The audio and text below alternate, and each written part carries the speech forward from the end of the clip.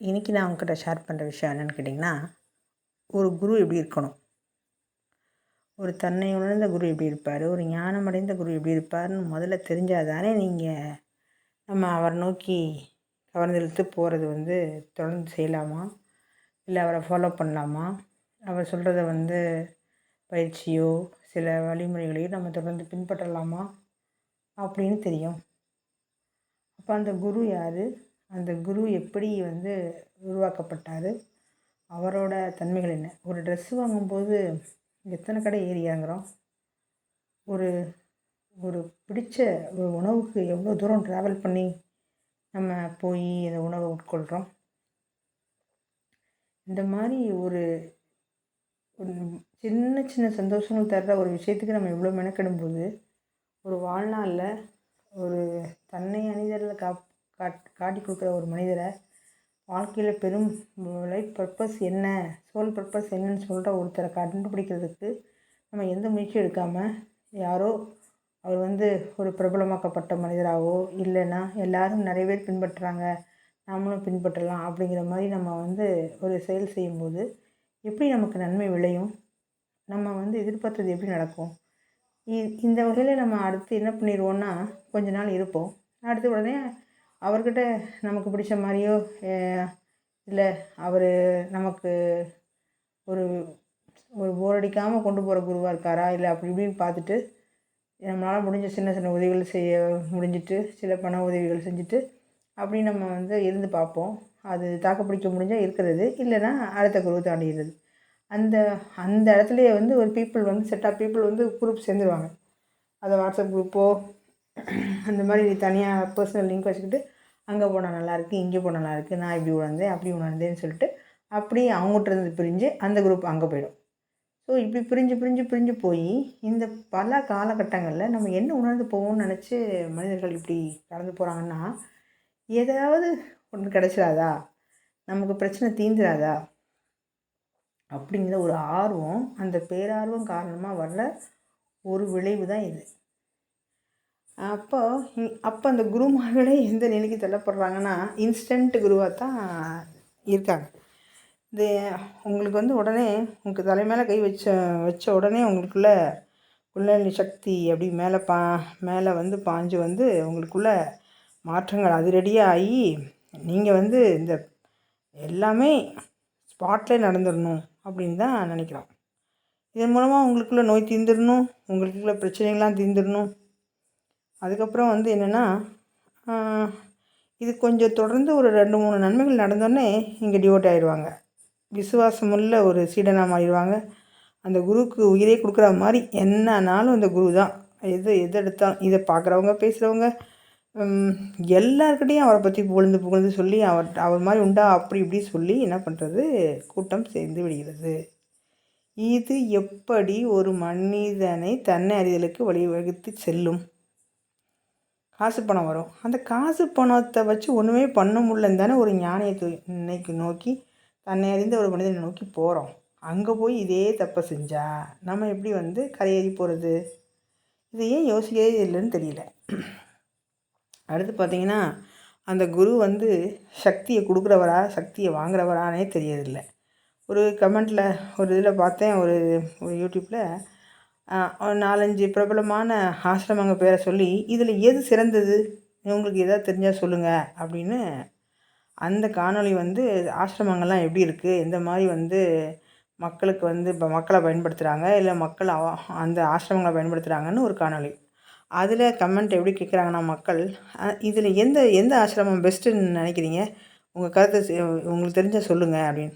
ஏதோ பிக்னிக் போகிறதுக்கு இந்த ஸ்பாட் நல்லா இருக்குமா, இங்கே எல்லா வசதிகளும் இருக்கா அப்படின்னு கேட்குற மாதிரி இருக்குது. இப்போ கூட அந்த ஆசிரமங்கள் கூட போயினா உங்களுக்கு வசதிகள் தான் முக்கியம். உங்களோட சேஃப் ஜோனை தான் பார்க்குறோம். முதல்ல அந்த சேஃப் ஜோன்லேருந்து வெளியே வரணும். முதல்ல அதுக்கு தான் நம்ம குருவை தேடி போகிறோம். அதுக்கு தான் நம்மக்கிட்ட இந்த தன்மையை உடைக்கணும். நம்மக்கிட்ட இருக்க எல்லா இன்பமான தன்மையை உடைச்சி நமக்குள்ளே இருக்க அகங்காரத்தை எரித்து தான் யாருங்கிறதையே நம்ம இல்லாமல் ஆக்கி நம்ம முழுமையாக்கணும், விடுதலை ஆக்கணும் தான் நம்ம குருவை தேடி ஆசிரமம் தேடி போகணும். ஆனால் இங்கே அப்படி இல்லை.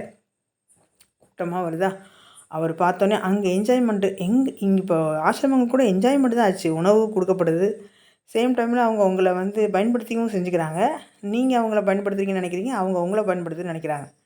இந்த மாதிரி தன்மை தான் இங்கே நடக்குது. அப்புறம் எப்படி வந்து தன்னை உணர்தல் நடக்கும்? தன்னை உணர்ந்த மனிதராகவே அந்த குருவை நம்ம எடுத்துக்கிட்டால் கூட அவர் நிறைய பேர் உருவாக்கியிருக்கணும்ல. அவங்க இப்போது அந்த ஆசிரமம் மாதிரியோ இல்லை நிறைய கிளைகளை உருவாக்கியிருக்கணும்ல. அதையும் உருவாக்கலை. 2,00,00,000 பேர் 3,00,00,000 பேர் ஒரு ஒரு ஆசிரமத்தில் இருக்கும்போது டிவோட்டியாக சீடர்களாக இருக்காங்க.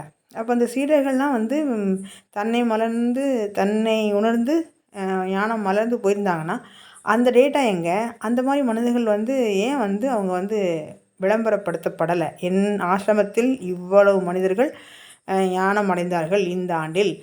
ஒரு நிறுவனம் சொல்கிறது இல்லையா, இத்தனை இத்தனை 1000 கோடி எங்கள் கம்பெனி லாபம் அடைந்துள்ளது அப்படின்னு சொல்கிறாங்களே. நாங்கள் இவ்வளோ தூரத்தில் முதலீடு பண்ணியிருக்கோம், இவ்வளோ ப்ராசஸ் பண்ணுறோம், இவ்வளோ தொழிலாளர்களுக்கு வேலை கொடுக்குறோம், ஸோ இந்த மாதிரி நாங்கள் வந்து பண்ணுறோன்னு. அதே தானே ஆசிரமம் பண்ணுது.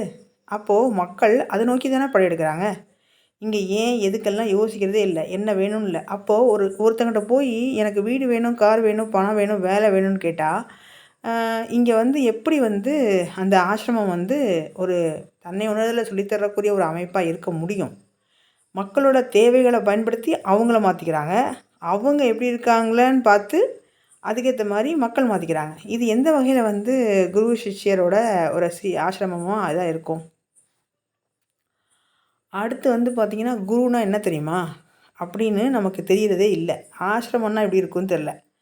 இந்த ரெண்டுமே இல்லாமல் இன்னும் கேட்டால் நவீன ஒரு 3 நாள் 4 நாள் பிக்னிக் ஸ்பாட் தான். அதுவும் சில சில இதெல்லாம் வந்து தன்னை உணர்தலுக்கு சில வாய்ப்பாக இருக்குது. நான் எல்லாத்தையும் பொதுவாக சொல்லலை, ஆனால் சில பொதுவான விஷயங்களை சொல்லும்போது இதுதான் ஜாஸ்தியாக இருக்கிறதுனால சொல்கிறேன். எல்லா குருமார்களும் தவறுன்னு சொல்ல முடியாது, எல்லா சீடர்களும் தவறுன்னு சொல்ல முடியாது. இங்கே எல்லாருமே அவங்கவுங்க கோணத்துலேருந்து பார்க்கும்போது சரிதான். ஆனால் அவங்கவுங்க தேவைக்கு என்னவோ அதை பயன்படுத்திக்கிறது தானே நமக்கு புத்திசாலித்தனம். ஒரு பகுத்தறிவு கொடுத்துருக்காங்க, 6ஆம் அறிவு இது கொடுத்துருக்காங்க. அப்போது யார்கிட்டையோ கேட்டு தெரிஞ்சு போகிறத விட நம்ம தானே இதை வந்து உணர்ந்துக்கணும். அதை தான் நான் இங்கே சொல்ல வரேன். ஒரு குருங்கிறவர் வந்து என்னென்னா, முதல்ல உங்களை எரிக்கிறவராக இருக்கணும். உங்களை வந்து ஒன்றுமே இல்லாமல் உடச்சி போடுறவராக இருக்கணும். உங்களுக்கு இருக்க அகங்காரத்தை, திமிரை, ஆணவத்தை இது எல்லாத்தையும் களைஞ்சு உங்களை ஒன்றுமே இல்லாமல் ஆக்கி அதை தான் கைவல்ய பதம், அதாவது முக்தி நிர்வாணம் அப்படிங்கிற தன்மைக்கு வந்து மாற்றும் போது என்னாதுன்னு கேட்டிங்கன்னா, அப்போ அந்த குருவை வந்து உங்களை வந்து அன்பாவோ இல்லை அரவணைச்சோ கருணையோடையோ செயல்படுத்த முடியாது. ஆனால் இங்கே மக்கள் நம்ம அதை தான் எதிர்பார்க்குறோம். அவங்க நம்மளை பொலைட்டாக நடத்தணும், அவங்கள நம்ம வந்து கருணையோடு நடத்தணும், அவங்களுக்கு நம்ம வசதி அவங்க வந்து நமக்கு வசதிகள்லாம் செஞ்சு கொடுக்கணும். நமக்கு இங்கே வீட்டிலேருந்து ஒரு விதமான ஒரு சூழ்நிலையில் போகிறோம், அங்கே போய் ஒரு ஒரு காஃபி ஆகட்டும், அந்த குளிர்பானம் ஆகட்டும், அந்த உணவாகட்டும், அது சரியான டைம் கொடுக்கப்படுது. சேம் டைமில் மக்கள் வந்து எந்த விதமான தன்மை இல்லாமல் ஒரு ஹோட்டலில் இருக்க மாதிரி, ஒரு பிக்னிக்கில் ஒரு ரூம் எடுத்து தங்குற மாதிரி இப்போ ஆசிரமம் மாறிட்டு வருது. ஸோ இதுக்கு யார் காரணம்னா மக்கள் தான் காரணம். இந்த மாதிரி வேணும்னு கேட்குறது, அதுக்கு எவ்வளோ ரூபா வேணால் கொடுக்குறது, அந்த அந்த சூழ்நிலையை பயன்படுத்துறதுக்கு எந்த எல்லைக்கு வேணால் போகிறது. இது வந்து மக்கள். இது வந்து தவறு அப்படின்னு சொல்கிறதுக்கு வந்து சொன்னால் வந்து அவங்க வந்து முட்டாள் அப்படின்னு சித்தரித்து அந்த அந்த விசுவாசமுள்ள சீடர்களே வந்து பேச வச்சுருவாங்க. ஸோ வந்து இது என்னென்னா, இது வந்து வியாபாரம் ஆயிடுச்சு. இது ஒரு பிஸ்னஸ். எப்படி எஜுகேஷன் வந்து பிஸ்னஸ் ஆச்சோ அது மாதிரி ஆன்மீகமும் பிஸ்னஸ் ஆயிடுச்சு. அதனால் இங்கே எங்கே வந்து மலர்ந்து இங்கே வந்து போகிறதுக்கு வாய்ப்பு எப்படி அதிகமாக ஏற்படும்? அப்போ யாரோ உண்மையாக ஒருத்தன் கத்திக்கிட்டு இருந்தானா கத்திக்கிட்டே போக வேண்டியதான், இப்படி தான் அப்படின்னு. அதை யாரும் காது கொடுத்து கேட்க போகிறதும் இல்லை. 2வது அவங்களும் மாறப்போகிறது இல்லை. சொல் புத்தியும் இல்லை, சுய புத்தியும் இல்லைங்கிற தன்மைக்கு ஆயிரும். பிரபஞ்சம் என்ன செய்யும்? பிரபஞ்சம் என்ன தான் பண்ணும்? உங்களை எந்த வகையில் தான் நம்மளை கொண்டு போய் திருத்தன்னு எந்த வகையில் யோசித்து பார்த்தாலும் எந்த வழிக்கும் நான் மாட்டவே மாட்டேன் அப்படின்னா, அடித்து உதச்சி துவச்சி புழிஞ்சு காய வைக்குமா இல்லையா? வைக்கும்.